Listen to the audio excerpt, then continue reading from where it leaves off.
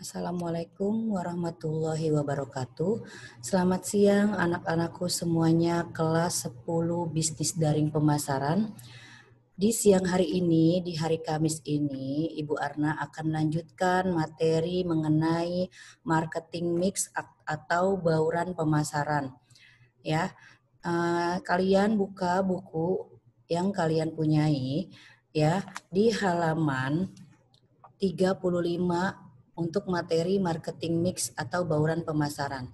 Sebelumnya Ibu Arna hanya ingin mengingatkan semua materi-materi dan penjelasannya sudah ada di YouTube channel sekolah. Kalian tinggal melihatnya, menyimaknya saja, dan jangan lupa kalian memberi komentar hadir di kolom komentar pada YouTube-nya. Itu pertanda kalian hadir dalam mata pelajaran perencanaan bisnis. Jika tidak, berarti kalian tidak hadir dalam mata pelajaran perencanaan bisnis. Jadi jangan lupa kalian tulis hadir pada kolom komentar di YouTube-nya. Oke, sebelum Ibu Arna memulai materi pada siang hari ini, di Kamis hari ini, Ibu Arna akan sedikit mengulas materi-materi yang Ibu Arna pernah ajarkan kepada kalian waktu itu sebelum kita ke marketing mix ya. Waktu minggu-minggu sebelumnya Bu Arna sudah menjelaskan mengenai perencanaan bauran pemasaran ya, yang di dalamnya sudah tentu ada pengertian pemasaran, lalu ada rencana pemasaran itu artinya apa saja sudah Ibu Arna berikan, serta jenis-jenis perencanaan pemasaran apa saja, tujuan dan manfaatnya. Nah, di sini di pertemuan berikutnya yaitu kita menyangkup atau membahas masalah marketing mix atau bauran pemasaran. Jadi kalian silahkan lihat di halaman 35 mengenai marketing mix bauran pemasaran. Ya, jadi bauran pemasaran bisa dikatakan sebagai marketing mix. Ini perlu karena kalian jurusan bisnis daring pemasaran. Baiklah, yang pertama yaitu kita langsung ke pengertian marketing mix ya. Di buku kalian ini ada di halaman 35, pengertiannya sudah ada di sini ya. Artinya kalau di buku kalian itu marketing mix adalah ya, di sini ada istilahnya itu bauran pemasaran atau kita dengar yaitu misalkan pemasaran. Pemasaran apa? Pemasaran suatu produk. Nah, artinya di sini yaitu ya bauran pemasaran artinya seperangkat alat pemasaran yang digunakan perusahaan untuk mencapai tujuan pemasaran dalam memenuhi target pasarnya. Jadi kalau misalkan kalian mau menjual produk, itu kita harus tahu nih target kita tuh siapa, target pasarnya tuh siapa gitu kan. Mau misalkan kalangannya tuh kalangan apa, misalkan umum, tapi umumnya diperuntukkan untuk siapa, itu namanya target pasar. Jadi dalam bauran pemasaran kita harus tahu nih target pasarnya ini kita siapa gitu kan untuk mencapai tujuan pemasaran tentunya. Ya bisa juga dibilang ya pemasaran itu atau marketing mix itu alat yang sesuai dengan sebuah bisnis guna mendapatkan reaksi dari target pasar dan kaitannya dengan tujuan pemasaran. Tujuan pemasaran udah Ibu Arna jelaskan di minggu-minggu sebelumnya itu tujuan pemasaran berarti itu tujuannya apa sih kita memasarkan produk misalkan agar diminati oleh pelanggan atau apalagi tujuannya dapat mencapai target dan lain sebagainya. Lalu di sini menurut Kotler ya marketing mix itu artinya sejumlah alat-alat pemasaran yang digunakan perusahaan untuk meyakinkan objek pemasaran atau target pasar yang dituju. Yang tadi Ibu Ana bilang ya. Jadi target kita nih siapa gitu kan untuk menjual produk yang kita tawarkan. Targetnya siapa? Misalkan masyarakat umum Bu. Iya, tapi masyarakat umumnya itu siapa? Kalangan apa? Menengah, bawah, atas atau bisa remaja, dewasa, anak-anak seperti itu. Ya, dalam marketing mix ya, dalam bauran pemasaran kalian lihat di halaman berikutnya, di halaman 36 dalam bauran pemasaran ada variabel-variabelnya. Ya, yang pertama ada produk atau produk. Ya, produk ataupun produk. Maksudnya, produk apa yang kita mau tawarkan? Produk apa yang mau kita jual kepada masyarakat atau kepada konsumen? Produknya apa? Ya, jadi ada 4P.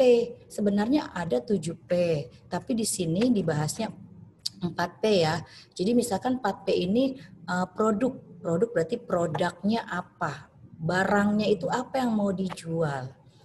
Lalu di sini ada harga. Harga berarti ada price, ya. Ada price-nya, harganya itu. Harganya berapa yang mau kalian tentukan, yang kalian mau jual di pasaran. Ditentukan oleh kalian. Lalu yang ketiga, pemilihan saluran distribusi, yaitu ke tempatnya, place. Tempatnya di mana kalian akan membuka usaha tersebut, gitu kan? Yang terakhir berarti mempromosikan produk, berarti promotion.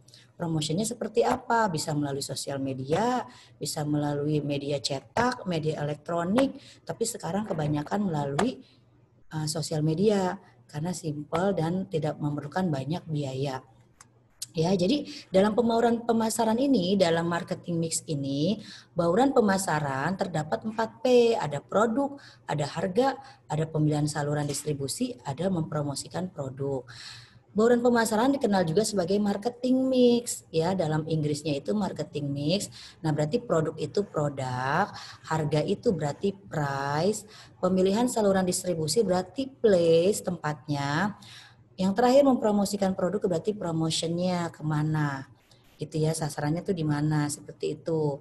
Ya, jadi intinya dalam marketing mix itu ada 4, ya, ada 4 P, yaitu misalkan ada produk berarti produk, ada harga berarti price, ada pemilihan saluran distribusi yaitu place, tempatnya di mana, ada promosi berarti promotionnya seperti apa ingin dipasarkan, ya.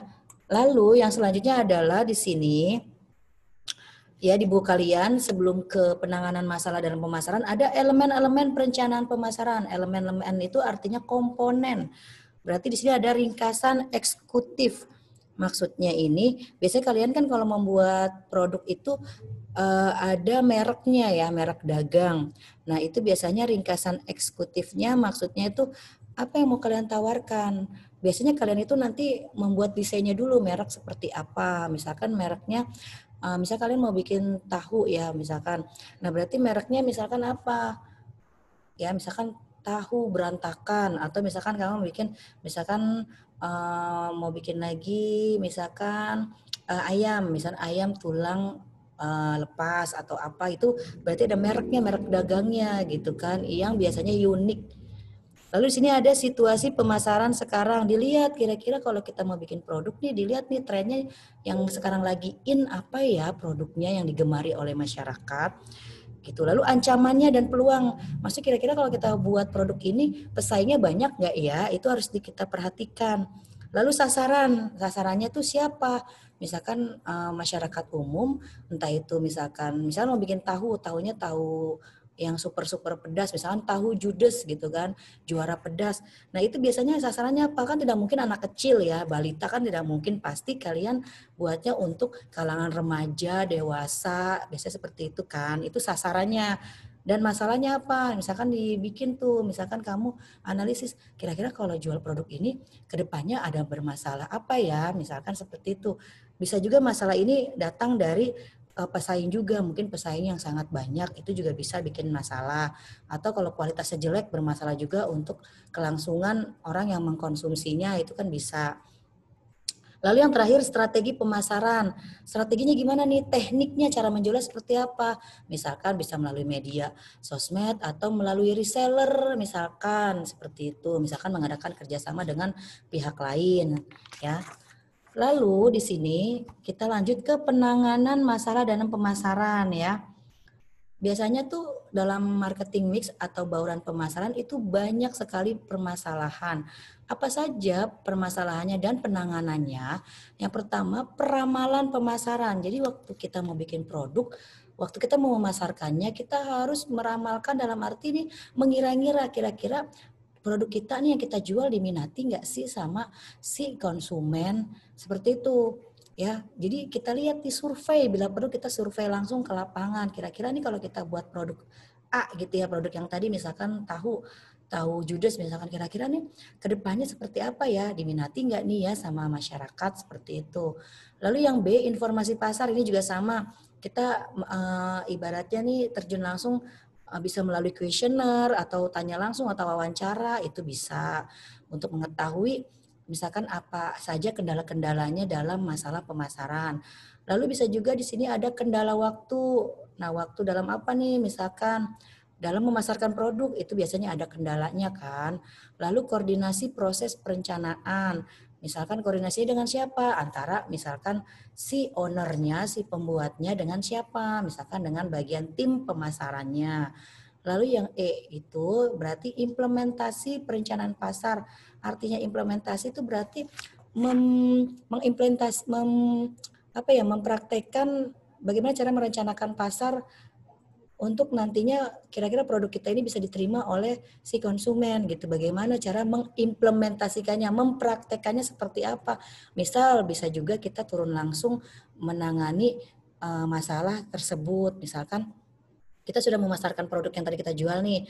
Untuk kita mengetahui masalah-masalahnya apa ya, kita terjun langsung, menanya-nanyai langsung boleh ke konsumennya, entah itu baik rasa, kualitas, ataupun misalkan kekurangan dari produk itu. Kita ingat aja analisis SWOT kan, kekurangannya di mana, kekuatannya di mana, itu bisa kita cari tahu sendiri melalui terjun langsung ke dalam target pasar. Yang terakhir, melakukan analisis pasar. Berarti ada mengukur permintaan penawaran. Jadi kita harus tahu nih permintaan penawaran si konsumen seperti apa sih. Misalkan kayak tahu judes, karena itu misalkan kita buat sedemikian rupa rasanya yang pedas, kira-kira permintaannya akan banyak atau sedikit ya gitu. Penawarannya juga itu akan baik atau buruk ya seperti itu. Lalu mencari tahu tentang pelanggan dan pesaing kita. Kita harus bisa tahu nih kira-kira pelanggan kita nih seperti apa ya karakternya, dan kita juga bisa tahu pesaing kita ini yang mempunyai usaha sejenis yang misalkan tahu juga gitu ya. Itu gimana ya pesaingnya gitu kan. Kita lihat dia misalkan dia bikinnya kayak apa sih produknya. Kita kadang-kadang kita sebagai penjual juga boleh loh kita misalkan sewaktu-waktu kita mencoba produk orang lain yang kita nanti bisa rasakan, oh begini, buat nanti kita evaluasi ke depannya supaya lebih baik lagi produk yang kita bikin biasanya, biar tidak, walaupun sejenis tapi tidak sama, misalkan mengenai rasanya, mengenai package-nya atau kemasannya, biasanya kita akan membedakan itu.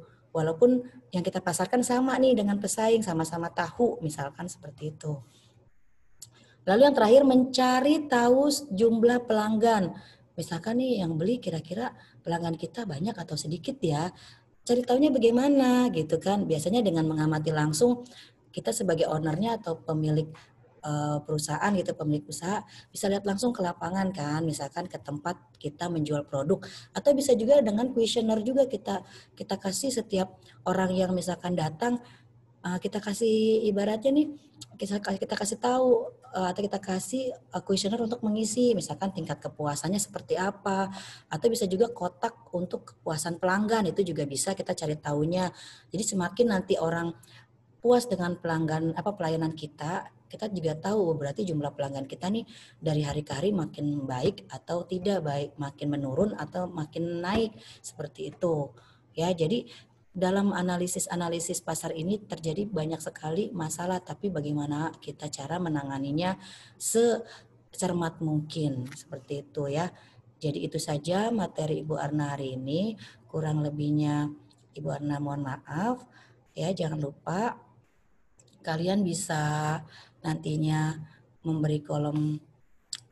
memberikan misalkan daftar hadirnya melalui kolom komentar. Jangan lupa nanti kalau kalian tidak menuliskan tanda hadir berarti kalian tidak dianggap sebagai siswa yang mengikuti mata pelajaran perencanaan bisnis ini.